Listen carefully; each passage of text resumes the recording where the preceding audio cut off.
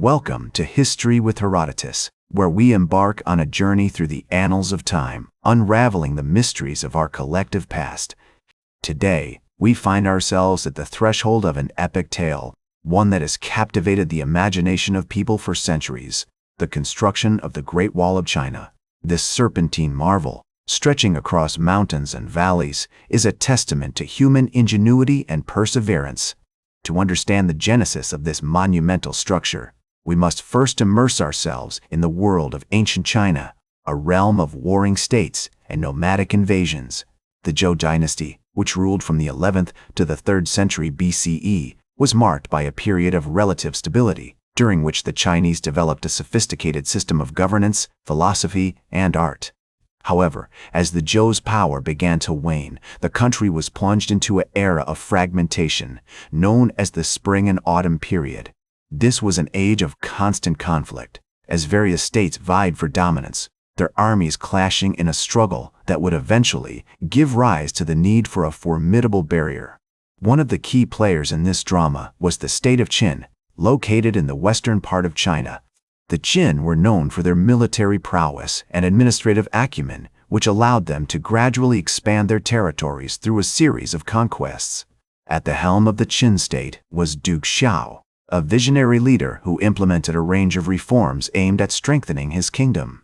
These innovations included the standardization of weights, measures, and currency, as well as the creation of an efficient system of roads and communication. As the Qin's power grew, so did the threat posed by the nomadic tribes to their north.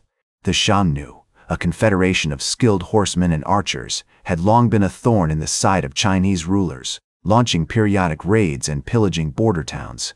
To counter this menace, Duke Xiao embarked on an ambitious project: the construction of a series of fortifications designed to protect his kingdom from the marauding hordes. These early walls were built using local materials such as rammed earth and stone, and were often supplemented by natural barriers like rivers and mountains.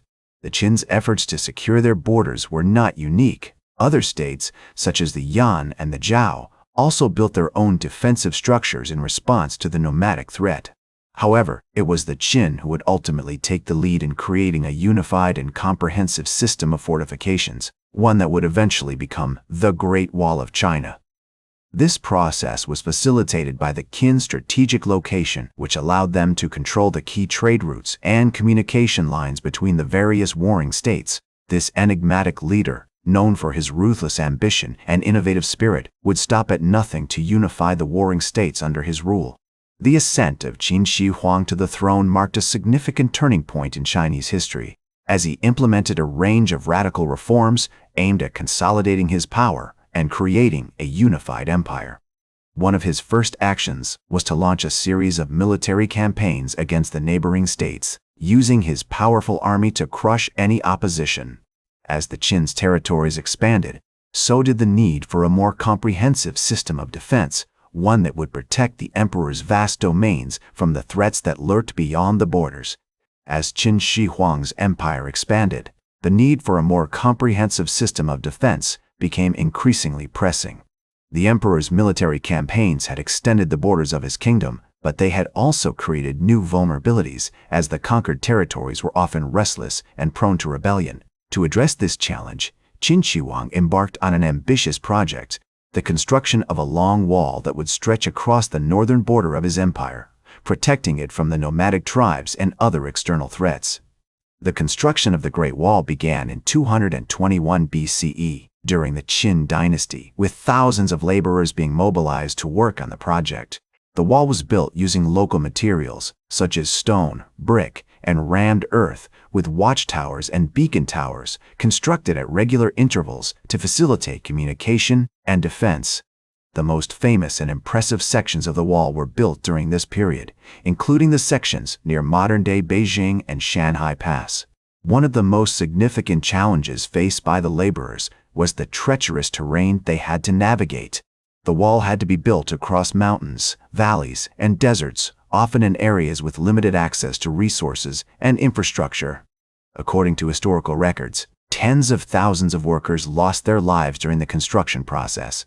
with some estimates suggesting that the death toll may have been as high as 400,000.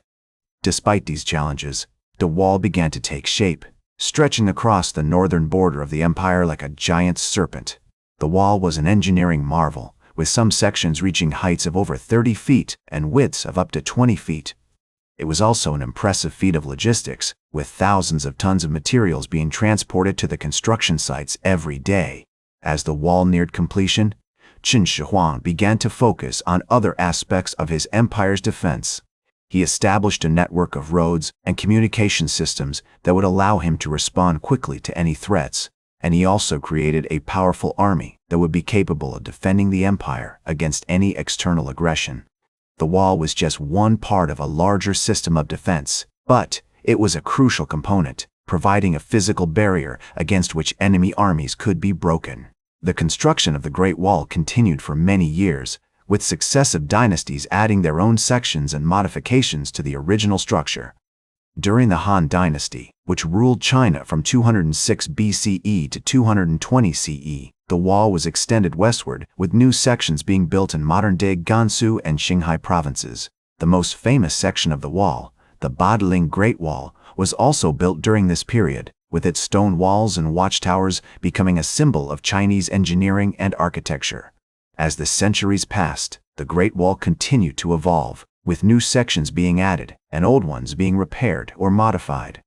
During the Sui and Ming dynasties, which ruled China from 5081 to 1644 CE, the wall was renovated and extended, with new materials and techniques being used to make it more formidable. The most famous and well-preserved sections of the wall date back to this period, including the Jinshanling and Simitai sections, which are now popular tourist destinations. The Great Wall's importance extended beyond its military function, as it also played a significant role in Chinese culture and history. It was often seen as a symbol of Chinese civilization, with many poets and writers referencing it in their works. As the famous Chinese poet Du Fu once wrote, "The wall stretches for 10,000 li, a dragon's spine across the mountains." The wall had become an integral part of Chinese identity, a testament to the country's rich history and cultural heritage. As the Qing dynasty came to power in 1644 CE, the Great Wall continued to be an important symbol of Chinese authority and power. The wall was renovated and extended during this period, with new sections being built in modern-day Hebei and Liaoning provinces. However, the wall's importance began to decline as the Qing dynasty faced internal strife and external threats, including the rise of European colonial powers. As the Qing dynasty faced internal strife and external threats, the Great Wall's importance began to decline, and it was eventually breached by European colonial powers, marking the beginning of a new era for China. The wall's construction had concluded centuries earlier, but its legacy continued to shape Chinese history.